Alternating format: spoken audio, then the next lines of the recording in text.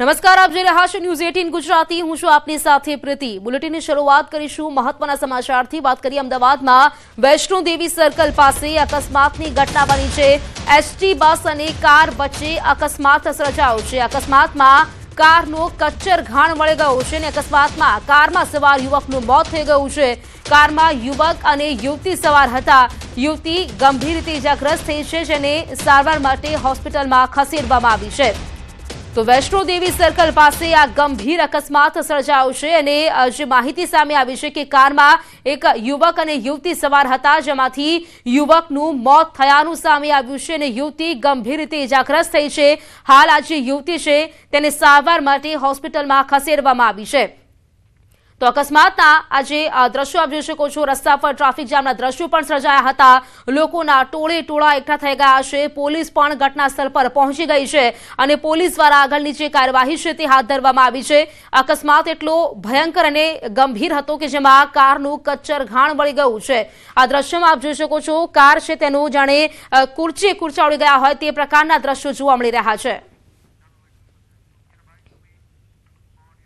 Fortuner आई थी speed, आ बस आती थी बाजू थी, तो પછી આ બસ વાળે સ્ટીયરિંગ ટાઈટ પકડ્યું, ફોર્ચ્યુનર વાળે ઠોકી આવી।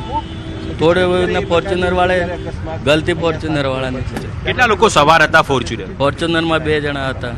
છોકરી તો જે પ્રત્યક્ષદર્શી છે તેમનું જ કહેવું છે કે કાર ફૂલ ઓવર સ્પીડમાં જોવા મળી રહી હતી અને કાર સામેથી આવીને આ બસ સાથે અથડાઈ હતી। આ કારમાં લગભગ 2 જેટલા લોકો સવાર હતા, યુવક અને યુવતી સવાર હતા અને જેમાં યુવકનું મોત થયાનું પણ સામે આવ્યું છે અને યુવતી ગંભીર રીતે ઇજાગ્રસ્ત થઈ છે। જો કે આ બસમાં જે મુસાફરો સવાર હતા, સદનસીબે તેમને કોઈ જાનહાનિ થઈ નથી, પરંતુ હાલ જે સમાચાર મળી રહ્યા છે કે આ જે કારમાં સવાર યુવક હતો તે યુવકનું મોત થઈ ગયું છે અને યુવતી ગંભીર રીતે ઇજાગ્રસ્ત થઈ છે।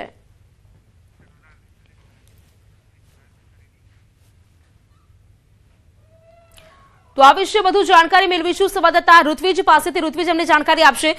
ઋત્વિજ, વાત કરીએ અકસ્માતની આ ઘટના બની હતી અને હાલ તો જે અપડેટ મળી રહી છે કે યુવકનું મોત થઈ ગયું છે, વધુ શું જાણકારી આપને મળી છે આ વિશે?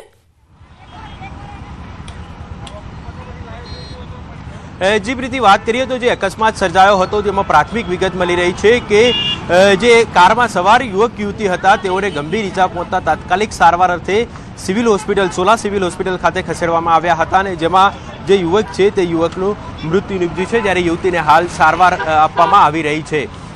અકસ્માત ખૂબ જ ગંભીર હતો, કારણ કે પ્રત્યક્ષદર્શીઓનું કહેવું છે કે જે ફોર્ચ્યુનર કાર હતી તે પૂરપાટ ઝડપે સરખેજથી ગાંધીનગર તરફ જઈ રહી હતી અને અચાનક જ તે કાર ચાલકે સ્ટીયરિંગ ઉપર કાબુ ગુમાવ્યો હતો અને તરત જ કાર છે તે ડિવાઈડર ક્રોસ કરીને સામેની તરફ જતી રહી હતી અને સામેથી જે એસટી બસ આવતી હતી તે એસટી બસને ટકરાતા એસટી બસ ચાલકે પણ પોતાના સ્ટીયરિંગ પર કાબુ ગુમાવ્યો હતો અને એસટી બસ પણ સામેની તરફ જતી રહી હતી, વિરુદ્ધ સાઈડ જતી રહી હતી।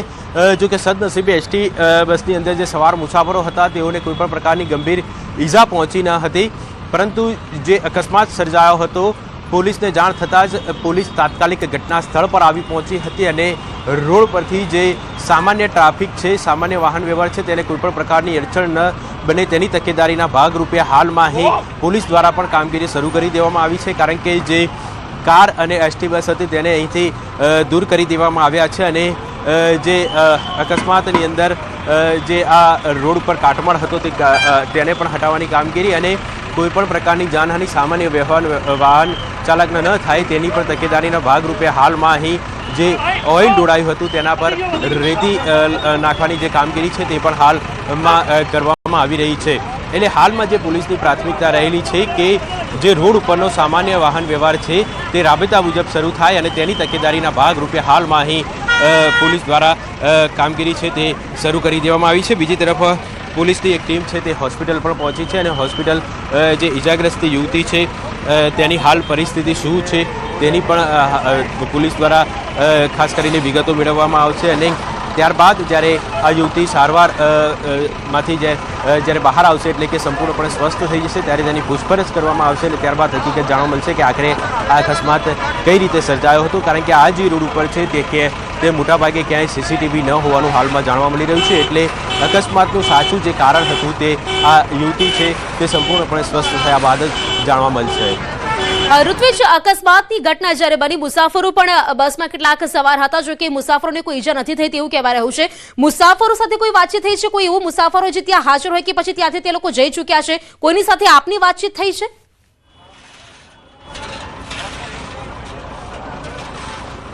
પ્રીતિ, જ્યારે અકસ્માત સર્જાયો હતો ત્યારે આ બસની અંદર કેટલાક મુસાફરો સવાર હતા, પરંતુ જે રીતે અકસ્માત સર્જાયો હતો તેઓએ આ અકસ્માતનું જે ગંભીર સ્વરૂપ જોયું હતું તેને કારણે તેઓ ક્યાંક ને ક્યાંક ડરી ગયા હોય તેવું લાગતું હતું અને અકસ્માત સર્જાયા બાદ તુરંત જ તેઓ આ જે એસટી બસમાંથી બહાર નીકળીને તેઓ અહીંથી પોતાના જે વિસ્તારમાં જે તે જગ્યાએ જવાનું હતું ત્યાં રવાના થઈ ગયા છે.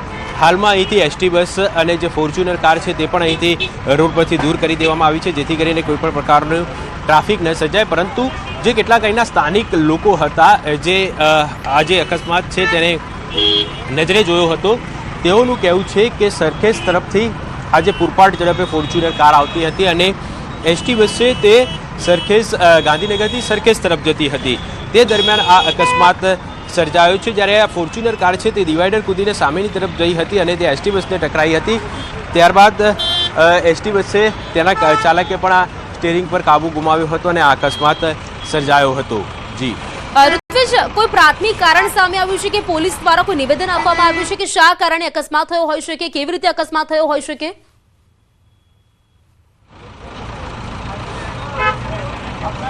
જી પ્રીતિ, સૌપ્રથમ તો પોલીસની જે પ્રાથમિકતા છે કે રોડ ઉપરથી ટ્રાફિક જામ ન થાય તે માટે રોડ ઉપરનો જે કાટમાળ છે તે હટાવવા માટેની સૌપ્રથમ તો પોલીસની પ્રાથમિકતા રહેલી છે અને તેને ધ્યાનમાં રાખીને હાલમાં આ કામગીરી છે તે પોલીસ દ્વારા શરૂ કરી દેવામાં આવી છે. બીજી તરફ પોલીસની એક ટીમ છે તે હાલ સોલા સિવિલ ખાતે પણ પહોંચી છે કે જ્યાં આ યુવતી સારવાર હેઠળ છે, એટલે ત્યાં પણ પોલીસની ટીમ દ્વારા તપાસ કરવામાં આવશે.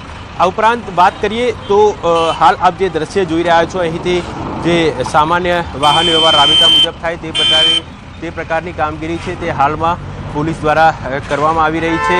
રોડ ઉપરનો કાટમાળ હટાવવાની કામગીરી હોય અથવા તો જે રોડ ઉપર ઓઇલ ઢોળાયું છે તેને સાફ કરવાની કામગીરી હોય તે હાલમાં કરવામાં આવી રહી છે, જેથી કરીને સામાન્ય વાહન વ્યવહારને કોઈપણ પ્રકારની અડચણ ન થાય અને આગળની તપાસ છે તે હવે અડાલજ પોલીસ દ્વારા કરવામાં આવશે.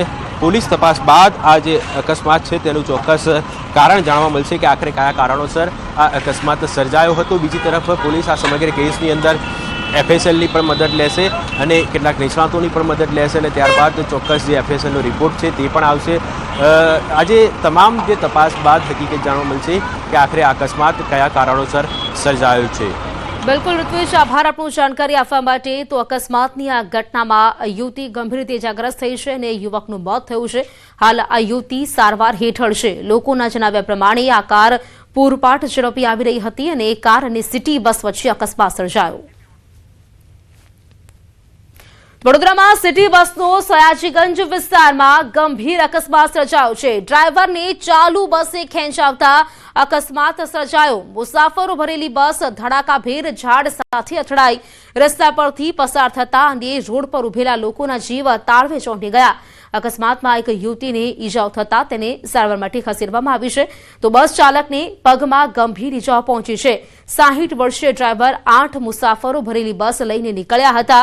યુનિવર્સિટીના વિદ્યાર્થીઓએ બસ સવાર મુસાફરોને બહાર કાઢ્યા હતા. બસના કેબિનમાં ફસાયેલા ડ્રાઈવરનું પણ રેસ્ક્યુ કરવામાં આવ્યું.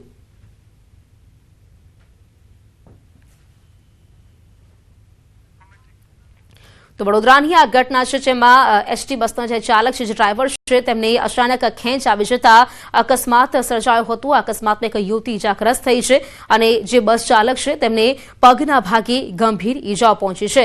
આસપાસ જે લોકો ઉભા હતા, યુનિવર્સિટીના જે વિદ્યાર્થીઓ હતા, તેઓ સૌ લોકો મળી આજે બસમાં સવાર લોકો છે તેમને બહાર કાઢ્યા હતા.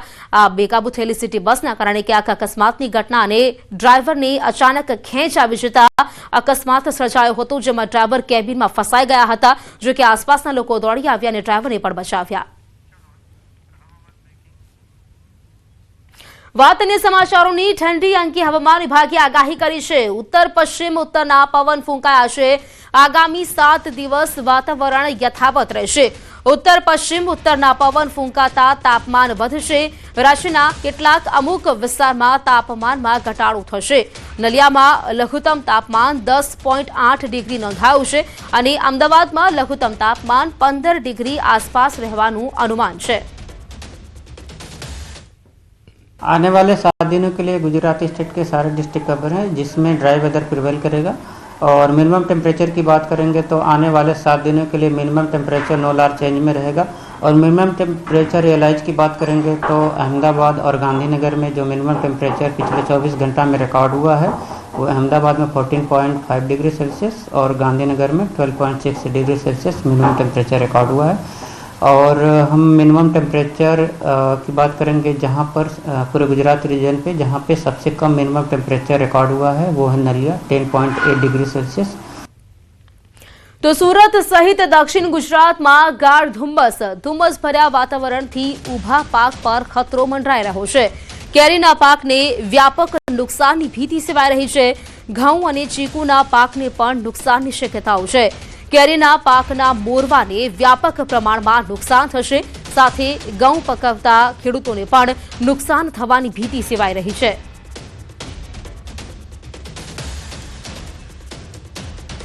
તો હાલ ધુમ્મસભર્યું વાતાવરણ સર્જાયું છે, જેના કારણે ઊભા પાક પર ખતરો મંડરાઈ રહ્યો છે. કેરીના પાકને પણ વ્યાપક નુકસાન થશે તેવી ભીતિ સેવાઈ રહી છે. સુરત સહિત દક્ષિણ ગુજરાતમાં ગાઢ ધુમ્મસ છવાયું છે ને જેના કારણે જે ઊભા પાકો છે તેમાં નુકસાન જઈ શકે તેવી શક્યતાઓ છે. આજે સમગ્ર દક્ષિણ ગુજરાતમાં ખાસ કરીને જે ધુમ્મસ થઈ રહ્યું છે એને કારણે કેરી પકવતા ખેડૂતો અને ખાસ કરીને ઘઉં અને ચીકુના જે બાગાયતી પાકો છે એમાં નુકસાન થવાની ભીતિ છે. એટલે ખેડૂતોમાં ભારે ચિંતા આજે પ્રસરી છે. તો સુરત જિલ્લામાં ગાઢ ધુમ્મસ અનેક વિસ્તારોમાં ધુમ્મસ છવાયું છે. ગાઢ ધુમ્મસના પગલે ઝીરો વિઝિબિલિટીના કારણે વાહન ચાલકોની હાલાકી પડી રહી છે. હાઈવે પર ગાઢ ધુમ્મસના પગલે વાહન ચાલકોને હેડલાઇટ ચાલુ રાખવાની ફરજ પડી રહી છે. તો ગાઢ ધુમ્મસના પગલે કેરીના પાકને નુકસાન જવાની ભીતિ સેવાઈ રહી છે. તો સુરત જિલ્લામાં ધુમ્મસ છવાતા વાહન ચાલકો પરેશાન થઈ રહ્યા છે અને વાહન ચાલકોને હેડલાઇટ ચાલુ રાખવાની ફરજ પડી રહી છે.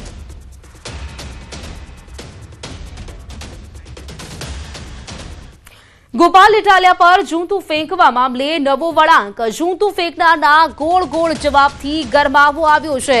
જૂતું ફેંકનાર યુવકનું ફરી નવું નિવેદન સામે આવ્યું. યુવકે આપ નેતા પિયુષ પરમાર પર ગંભીર આરોપ લગાવ્યા છે. પિયુષ પરમારના કહેવાથી જૂતું ફેંક્યું હોવાનો દાવો આ યુવક અત્યારે કરી રહ્યો છે. હવે જ્યારે ભરી સભામાં આપના ધારાસભ્ય ગોપાલ ઇટાલિયા પર જ્યારે જૂતું ફેંક્યું હતું ત્યારે ઇટાલિયા ખુદ ક્ષણવારમાં જ બોલ્યા હતા કે નબળો માણસ મોકલ્યો, ફેલ ગયો. એટલે આપના નેતા ઇટાલિયાને કેમ ખબર પડી કે કોઈએ મોકલ્યો જ હતો? શું ઇટાલિયા એમ નહોતા કહી શકતા કે જૂતું ફેંકનાર યુવકને શું વાંધો પડ્યો? કેમ સભામાં યુવકે આવું વર્તન કર્યું?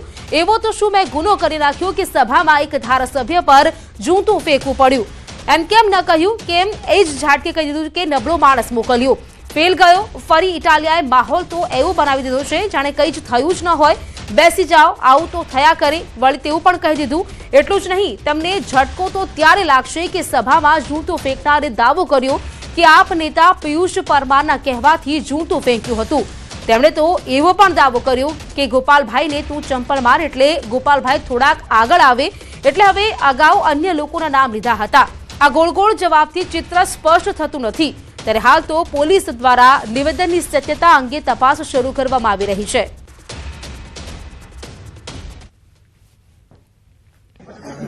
પણ મને એ નથી સમજાતું.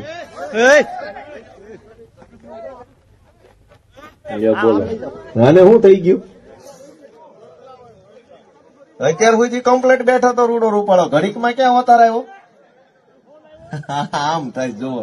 હજુ તું બોલી રહ્યો છું, તૈયાર રહેજો ત્યાં કરી. બેજા આવું તો બધું દરેક સભામાં હાલે છે. બોલો લ્યો. ફેલ ગયું, નબળો માણસ મોકલ્યો. હાવાને હું મોકલવાના હોય. ગોંડુરી રામજીભાઈ ભકાભાઈ એનો છોકરો મિત ને બીજા એક ભાઈ હતા એનું નામ છે ભરતભાઈ ને એક બીજા ભાઈ બીજા વ્યક્તિ હતા કે હું સાહેબ છે ને મિનિસ્ટર છે એ કે તમારે આ કે કામ કરવાનું છે ભાઈ, કે તમારે કે એને જૂતું મારવાનું છે, કે આવું કામ કરવાનું છે, તમને પૈસા મળશે આ રીતના, પચ્ચા મળે પણ એ કે હું તમને અડધા કરાવી દઈ એમ કંઈક કહેતા હતા. એ રીતના મને આ રીતના ઓફર ફેંકીને મને કરાવ્યું આગળ. મને કે આ પી જાવ કે ને પછી કે હાલો તમે કે ધરાડ બેહાડી દીધો મને પીવડાવીને ને આ રીતના મને કામ કરાવ્યું હોય. મેં મકાનની ને બધીને જાહેરાત કરી હતી કે મારું મકાન નથી, ઘરનું ભાડે રહું છું. કોઈએ મારું ધ્યાન ના દીધું. ત્યારબાદ કે મને આવી કહાની કરતા હતા, ત્યારબાદ મને થોડો ગુસ્સો આવી ગયો એટલે મેં ચંપલનો ઘા કરી લીધો છે. ત્યારબાદ હું ઘરે વહી ગયો. અડધી રાત મને રાખ્યો છે જેલમાં. ત્યારબાદ હું ઘરે વહી ગયો. ઘરેથી થોડોક અહીંયા સવારમાં ત્યાં ભંડુરીમાં હતો ગામમાં, મને થોડીક મારકૂટ કરી લીધી ગામના 3 વ્યક્તિએ. ત્યારબાદ હું અહીંયા ફરિયાદ નોંધાવવા આવ્યો તો કોઈએ ફરિયાદ મારી લીધી નહીં. આ મને કરાવનાર મારા પિયુષભાઈએ મને કહેવા પ્રમાણે મેં કીધું છે કે ગોપાલભાઈને તું ચંપલ માર, ગોપાલભાઈ થોડાક આગળ આવે. એ પ્રમાણે મને પિયુષભાઈએ કહેવડાવ્યું હતું એટલે મેં આ કર્યું. જૂનાગઢમાં જમીન વિવાદમાં વૃદ્ધનો આપઘાત. વંથલીના ગાદોઈ ગામની ઘટના છે. જમીન પચાવી પાડવાના ત્રાસથી કંટાળીને વૃદ્ધે ગળે ફાંસો ખાધો. સંબંધીઓના માનસિક ત્રાસ અને ધમકીથી વૃદ્ધ પરેશાન હતા. 2.5 વીઘા જમીન માટે કાકાના દીકરાએ ત્રાસ આપ્યો. 5 શખ્સો વિરુદ્ધ પોલીસ ફરિયાદ નોંધાઈ છે. આરોપીઓમાં એસઆરપી જવાન સહિત પરિવારના 5 સભ્યો સામેલ છે. વંથલી પોલીસે ગુનો નોંધીને આગળની તપાસ હાથ ધરી છે. 20 વર્ષ ત્યાં એ કબજો જમાવીને બેઠા છે અને અત્યારે વારંવાર ધમકી આપતા હતા કે તમે પોલીસ કેસ કરશો તો એ કે અમારી લાગવગ એવી છે, અમારા પાસે પૈસા છે, એ કે અમારું તમે શું કરી લો, અમે તમારા ટાંગા ભાંગી નાખશું. એ કે ઉત્તર પ્રદેશના કાંધલા શહેરમાં રખડતા ઢોરનો ત્રાસ યથાવત છે. રખડતા ઢોરે અચાનક માનસિક રીતે વિકલાંગ કિશોરી પર હુમલો કર્યો. જોરદાર ટક્કરથી કિશોરી રસ્તા પર પડી ગઈ હતી. રખડતા ઢોરના હુમલાથી શરીરના ભાગે ગંભીર ઇજાઓ પહોંચી હતી. કિશોરીને સારવાર માટે હોસ્પિટલમાં ખસેડવામાં આવી હતી. પ્રાથમિક સારવાર બાદ હાલતમાં સુધારો થતા રજા આપવામાં આવી છે. આ સમગ્ર ઘટનાના સીસીટીવી ફૂટેજ પણ સામે આવ્યા છે. રખડતા ઢોરના ત્રાસથી લોકોમાં ભયનો માહોલ ફેલાયો છે. રખડતા ઢોરને પકડવા માટે લોકોની વહીવટીતંત્ર પાસે માંગ. તો આ સમગ્ર ઘટનાના સીસીટીવી ફૂટેજ પણ સામે આવ્યા છે. ઉત્તર પ્રદેશના કાંધલામાં રખડતા ઢોરનો આતંક. તો દાહોદમાં રખડતા શ્વાનનો આતંક. લીમખેડાના અંધારીમાં 4 વર્ષના માસૂમ પર જીવલેણ હુમલો કર્યો. 4 વર્ષના બાળકના મોઢા અને ગાલના ભાગે શ્વાને બચકા ભર્યા. લોહીલુહાણ બાળકને સારવાર માટે ગોધરા સિવિલ હોસ્પિટલમાં ખસેડવામાં આવ્યો. રખડતા શ્વાનથી ગ્રામ લોકોમાં ભયનો માહોલ ફેલાયો છે અને તાત્કાલિક રખડતા શ્વાનની સમસ્યાનું નિરાકરણ કરવામાં આવે તેવી માંગ કરાઈ છે. દાહોદમાં દીપડાનું મારણ કરનારા 2 લોકો પકડાયા છે. ફોફણ ખાતેથી મૃત હાલતમાં દીપડો મળી આવ્યો હતો. દીપડાના 8 નખ પણ મળી આવ્યા હતા. તેમજ 27 નંગ મૂછના વાળ કાપેલા હોવાનું સામે આવ્યું હતું. જે બાદ વન વિભાગ દ્વારા ડીસીએફના માર્ગદર્શન હેઠળ આરએફઓ અને વન વિભાગની અલગ અલગ ટીમો બનાવીને તપાસ હાથ ધરાઈ હતી. તપાસના આધારે વન વિભાગ દ્વારા 2 ઈસમોની ધરપકડ કરવામાં આવી છે. તો દીપડાનું મારણ કરનારા 2 લોકોની ધરપકડ કરવામાં આવી છે. પહેલા ફોફળ ખાતેથી મૃત હાલતમાં દીપડો મળી આવ્યો હતો અને દીપડાના 8 જેટલા નખ પણ મળી આવ્યા હતા. તેના મૂછના વાળ પણ કાઢી દેવામાં આવ્યા હોય તેવું પણ જોવા મળ્યું હતું. પોલીસે તપાસ કરતા હાલ પોલીસે 2 ઇસમોની ધરપકડ કરી છે.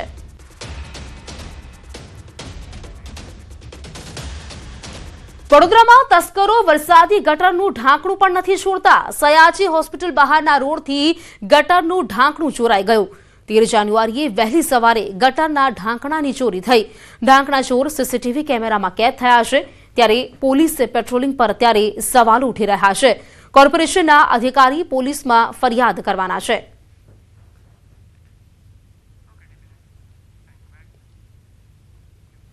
જૂનાગઢના ગઢુમાં લૂંટની ઘટનાનો મામલો. ગણતરીની કલાકોમાં આરોપીઓ ઝડપાઈ ચૂક્યા છે. ઘરમાં ઘૂસીને 13 તોલા સોનાની લૂંટ ચલાવી હતી.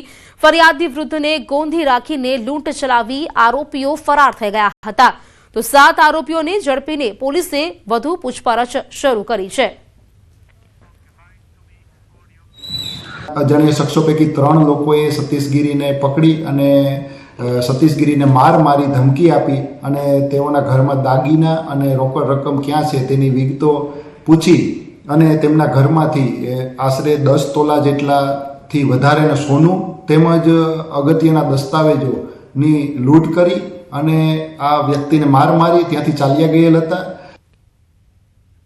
અમદાવાદના હાટકેશ્વરમાં જ્વેલર્સ શોપની દિવાલમાં બાકોરું પાડીને ચોરીના બનાવને અંજામ આપનાર આરોપીની ક્રાઇમ બ્રાન્ચે ધરપકડ કરી છે. કડિયા કામની મજૂરી અર્થે રાજસ્થાનથી આવેલા શ્રમિકની કામ કરતા જ્વેલર્સ પર નજર પડી હતી અને ચોરીનો પ્લાન બનાવ્યો. જો કે અડધા જ કલાકમાં દિવાલમાં બાકોરું પાડી ચોરીની બનાવને અંજામ આપી આરોપી ત્યાંથી ફરાર થઈ ગયો હતો. અનેક સીસીટીવી ફૂટેજ તપાસ્યા બાદ અંતે આરોપીને પકડવામાં ક્રાઇમ બ્રાન્ચને સફળતા મળી છે અને ક્રાઇમ બ્રાન્ચે મૂળ રાજસ્થાનના બાંસવાડાના રહેવાસી આરોપી જેની ઉંમર 19 વર્ષ છે તેની ધરપકડ કરી છે અને આરોપી પાસેથી પોલીસે ચોરીમાં ગયેલ તમામ મુદ્દામાલને કબજે કર્યો છે. એ ગુનાની તપાસ એટલા માટે મહત્વની હતી કે ઘણા લાંબા સમય બાદ કોઈ પણ જગ્યાએ ગરફોડ કરવામાં આવી હોય અને ત્યાં દિવાલને બાકોરું પાડી અને પછી અંદર આરોપીએ જેને મુદ્દામાલ ચોરી કરેલો હોય આ જે બાકોરું પાડ્યું છે ને જે પ્રકારે બાકોરું તોડવામાં આવે એટલે દિવાલ તોડવામાં આવી છે અંદર પ્રવેશવા માટે એ કોઈ કડિયાકામ સાથે સંકળાયેલ વ્યક્તિ જ આટલું સરળતાથી આ દિવાલને પાડી શકે. આ જે આરોપી છે એનો પ્રથમ ગુનો છે. 19 વર્ષનો આરોપી છે અને એનો કોઈ ગુનાહિત ભૂતકાળ નથી. અમદાવાદ મ્યુનિસિપલ કોર્પોરેશનના એસ્ટેટ વિભાગ દ્વારા છેલ્લા કેટલાક સમયથી શહેરમાં થતા ટ્રાફિકની સમસ્યાનું નિરાકરણ લાવવા માટે દબાણો દૂર કરવા માટે સઘન કાર્યવાહી હાથ ધરવામાં આવી રહી છે. આ અંતર્ગત 12 અને 16 જાન્યુઆરી દરમિયાન શહેરના વિવિધ ઝોનમાં દબાણો દૂર કરવામાં આવ્યા. આ અંતર્ગત આ 2 દિવસમાં જ એએમસી દ્વારા ₹1,44,000નો દંડ વસૂલાયો હતો. આ કામગીરી દરમિયાન કુલ 141 લારી ગલ્લા, 40 દૂર કરાયેલા શેડ, 239 તાડપત્રી, 1173 દૂર કરાયેલ અન્ય પરચુરણ માલ સામાનની સંખ્યા 396 જાહેર રસ્તા પર જાહેરાતના બોર્ડ, 221 લોક કરેલા વાહનો, 3 ગેરકાયદેસર પાર્ક થયેલ વાહનોને ટોઈંગ થયેલ વાહનો અને 253 દંડ કરેલા વાહનોનો સમાવેશ થાય છે. અમદાવાદ મ્યુનિસિપલ કોર્પોરેશનમાં એસ્ટેટ વિભાગ દ્વારા શહેરના તમામ મિલકત માલિકો, દુકાનદારો અને વાહન ચાલકોને જાહેર માર્ગો અને હાઈવે પર કોઈ પણ પ્રકારનું દબાણ ન કરવા માટેની સૂચના આપવામાં આવી છે.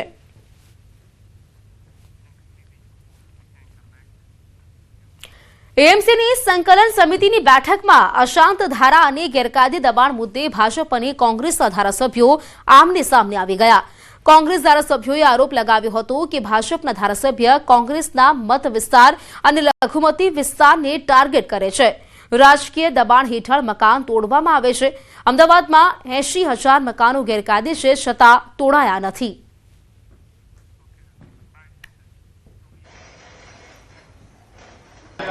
સમગ્ર અમદાવાદ શહેરની અંદર જે જગ્યાએ ઇનલીગલી બાંધકામો થયેલા છે એ ઇનલીગલી બાંધકામોના આધીન કોર્પોરેશનના નિયમ મુજબ 3 નોટિસ આપવી પડે અને 3 નોટિસ આપ્યા પછી એ મકાનો તોડવા પડે.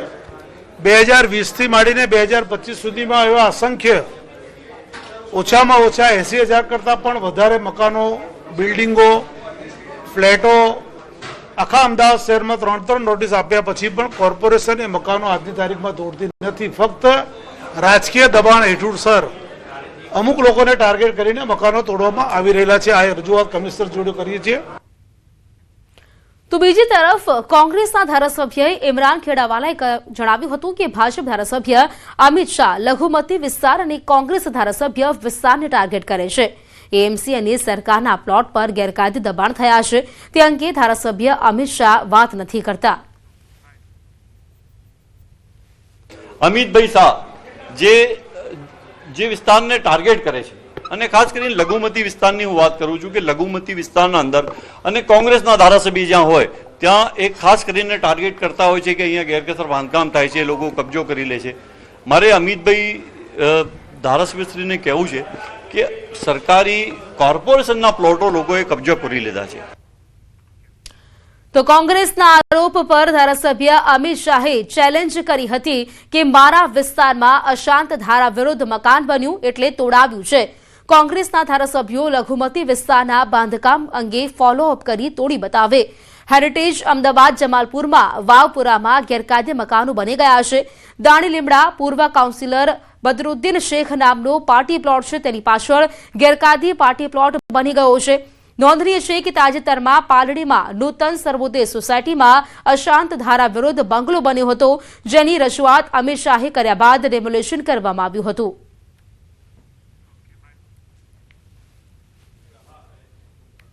હેરિટેજ અમદાવાદ એમાં જમાલપુર વિસ્તારમાં એક વાવપુરીના મકાનો બનાવી રહ્યા હતા, એની રજૂઆત કરી હતી.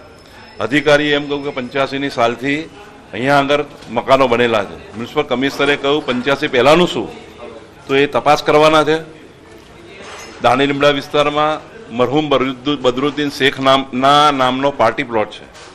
આ પાર્ટી પ્લોટની પાછળ એક ગેરકાયદેસર કોર્પોરેશનની જમીનમાં બીજો પાર્ટી પ્લોટ કોઈ ખાનગી માણસ ચલાવી રહ્યો છે. આ અંગે પણ રજૂઆત કરી હતી.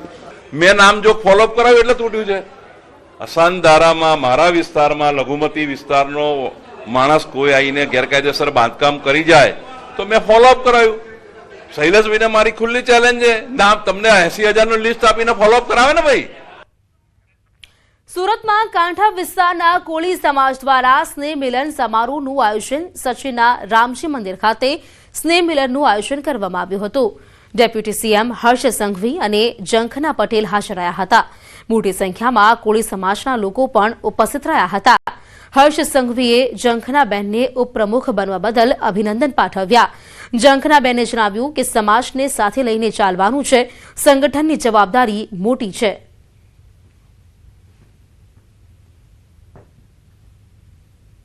समाज में कोई आगे आ रहा है तो सब लोग साथ दे रहे हैं, वो बहुत बड़ी बात है.